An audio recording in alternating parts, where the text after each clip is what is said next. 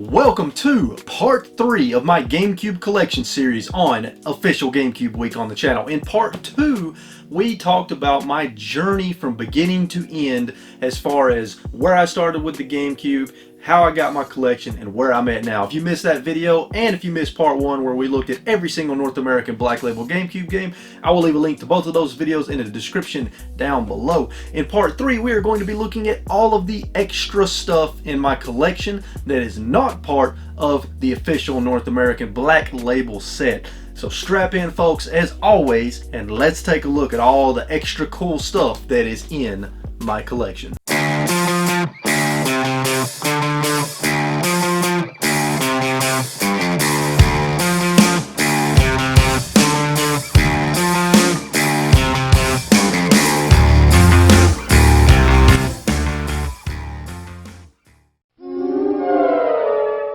Okay, so let's start things off with some controllers and a special console that I have of the GameCube. So, I actually have 2 complete in box DK Bongos here. But a good friend of mine at work, Josh, hooked me up with these 2 complete in box DK Bongos. I don't even think, I think he sold them to me for like 10 bucks each. I can't remember, but at any rate, it's really cool to have those complete in box in fairly decent condition as well. But the cool thing is I don't actually have to open them out of the box if I want to play Donkey Konga or Donkey Kong Jungle Beat, because I also have 2 loose DK Bongos. Now the thing about DK Bongos are they are actually fairly cheap and pretty easy to find. So it's not, you know, it's not the most impressive thing in the world that I have a couple of complete in box DK Bongos, but it is cool nonetheless. Now this is pretty cool. I actually got this in a game lot. Now this is just a regular black Nintendo GameCube, but it has the Super Smash Bros. Skin on it, and this skin is actually really cool. And this used to be the GameCube that I played the most. However, I got an HDMI upscaler for the GameCube, and this particular model didn't have the right inputs for me to use the HDMI upscaler, so I switched to another GameCube, and now I just have this one on the shelf for display because it just looks so damn cool. Now this one I'm really proud of because this is actually one of my GameCube holy grail items, and that is the Resident Evil 4 chainsaw controller for the GameCube. Now I was hoping to get lucky enough just to find one of these loose, which I still hope to find one loose one day because I kind of want to play with it. I've heard it's a terrible controller. But I got lucky, and a good friend of mine on Instagram had one complete in box, never opened, that he was selling for a really good price, and I even talked him down a little bit on the price. His price was really fair, I couldn't say no, and it was sealed. And I knew that I wanted to have this in my collection, especially considering what a massive Resident Evil 4 fan that I am. So I got this really nice piece in the display box, never opened, and it's in fantastic condition, and I couldn't be happier to have this as part of the collection. A couple of other miscellaneous things in the collection here. We have the GameCube Carry Bag. I believe I got this from my good friend Carl, aka Retro Gaming Zone, on Instagram. But this is a bag that you can actually store your GameCube console in for traveling, and it's pretty nice, and it's got the strap included and everything, but there's enough room in here for the GameCube, all the hookups, probably a couple of controllers, and maybe even a few games too to be able to fit in this. So, you know, it was a pretty cool piece to have in the collection. I don't know that I will ever use it, but you know, I'm a massive GameCube fan with a massive GameCube collection, so why not add an official first-party Nintendo GameCube Carry Bag to the collection. Now this is pretty cool. This is one of my favorite video game related books in the collection, and that is the GameCube Anthology. This book is fantastic. Any fans of the GameCube, I highly recommend that you pick up this book, especially if you're collecting for the GameCube and going for a complete collection like I am, because this book not only just has a ton of history about the GameCube, but it literally has a section with pictures and a description for every single game, and in the back of the book it has a collector's checklist, and this is what I used to confirm that I had a complete North American Black Label set. And it's just packed full of great information, so if you're a fan and or a collector of the GameCube, this book is a must-have in your collection to gain knowledge about the system, the accessories, the controllers, the games, and anything else you might need to know whenever you're collecting for the GameCube. Now this is a weird one that I actually got for 15 bucks from the first Game Expo that I ever went to in Nashville, Tennessee. This is the Star Fox Adventures Survival Kit.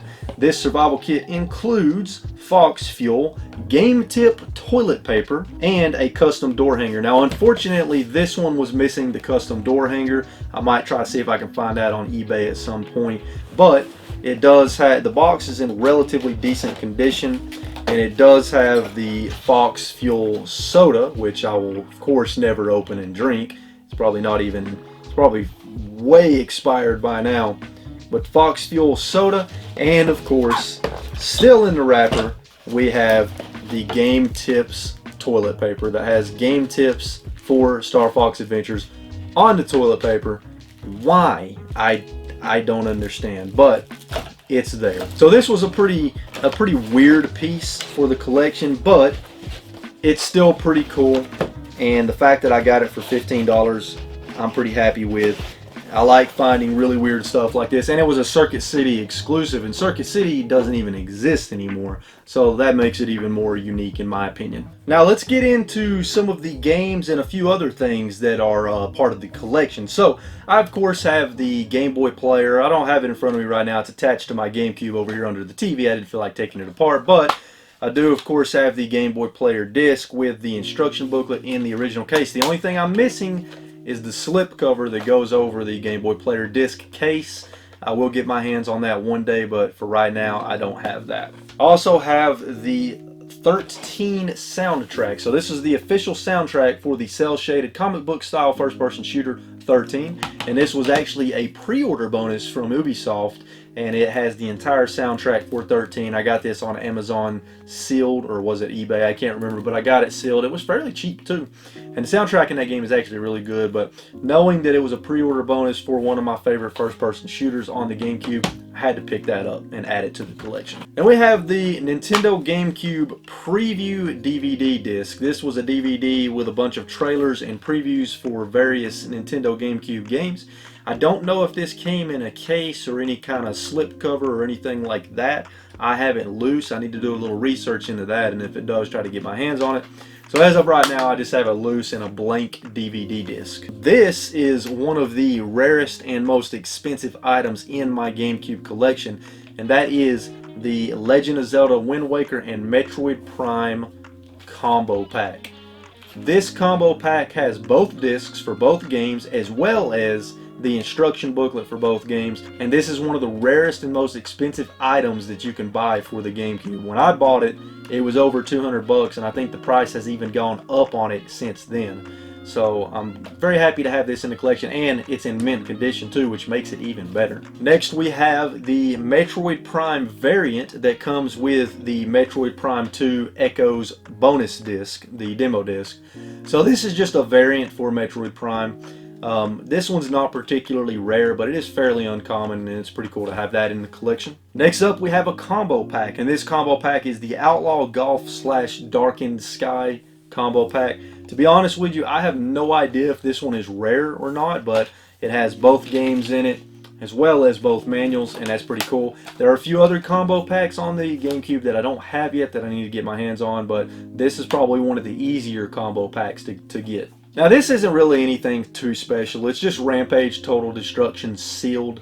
I do have a unsealed copy complete in box, but I decided to keep the sealed copy as well, so that's all that is. Now here we have the Mario Kart Double Dash variant that includes a bonus disc with playable demos on it right here, as you can see. I'm missing a manual for that, and the cover art is in fairly rough condition, but still pretty cool to have this variant in the collection. I think there's another GameCube Mario Kart Double Dash variant as well that's a Kmart exclusive, so I need to try to get my hands on that. And then we have the Resident Evil preview disc, not for resale copy, that's just simply a Resident Evil demo disc in a case with some cover art.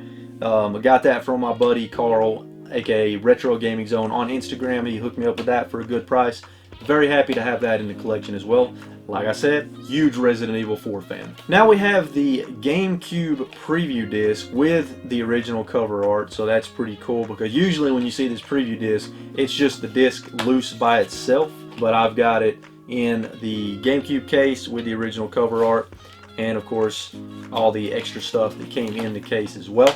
So that's pretty cool. This one, I'm a little confused about this one, but it's the Splinter Cell Chaos Theory Steelbook Special Edition for the Nintendo GameCube. But what's weird is the disc flaps are the size for regular size DVD discs, and so I'm not sure if this is official or not. If you know, let me know in the comments down below.